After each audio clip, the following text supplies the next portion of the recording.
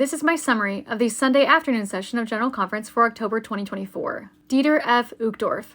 I have been a member of the church for 75 years, and my membership is precious to me. We must learn the difference between what is eternal and what is not. And once we figure that out, everything changes. It is the key to gaining a testimony of Jesus Christ. But not all truth is of equal value. Some of the things are roots, and some of the things are branches.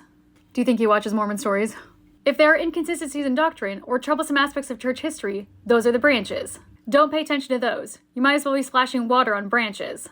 Instead, we must nourish the roots. For example, if you want a testimony of the Book of Mormon, just concentrate on the good things, and ignore that there is no evidence for its historicity. Also, we shouldn't be offended by church leaders. Those again are the branches. Also, you should expect opposition to your faith. That's a good thing. Takashi Wada. We are all God's children, and we all have a divine potential to become like Him. God speaks to you uniquely through the Holy Ghost. Ronald A. Rasband. God speaks to us through His chosen leaders, and we must sustain them. We must actively defend the prophet and follow his counsel. Your safety depends on you following the prophet. We can rely on President Nelson to give us revelation specific to our day. We must do more lifting and less murmuring.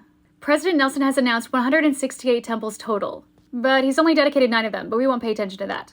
Temples are so important. Quentin L. Cook. I once saw a shirt that said books, the original handheld device. And it made me think of how important the scriptures are. One time before a family joined the church, they were given a bunch of anti-Mormon literature, and they of course raised a lot of questions.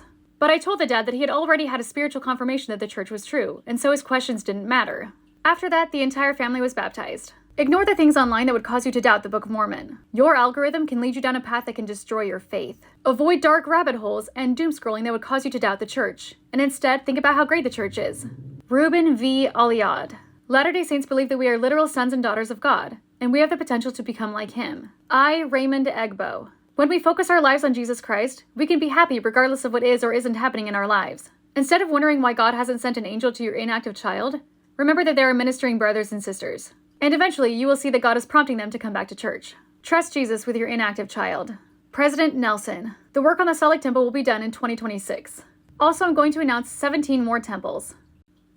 Mexico, El Salvador, Colombia, Dominican Republic, Chile, Ireland, Italy, Nigeria, Uganda, Mozambique, Idaho, Arizona, Texas, Alabama, Wisconsin, New Jersey, Utah. Now is the time to prepare for the second coming of the Lord. Once armed robbers put a gun to my head and pulled the trigger, but the gun didn't work. And my wife and I felt undeniable peace. Also, this story is totally true. The most crucial question we can ask ourselves is this: to whom or what will I give my life? We must rededicate our lives to Jesus Christ.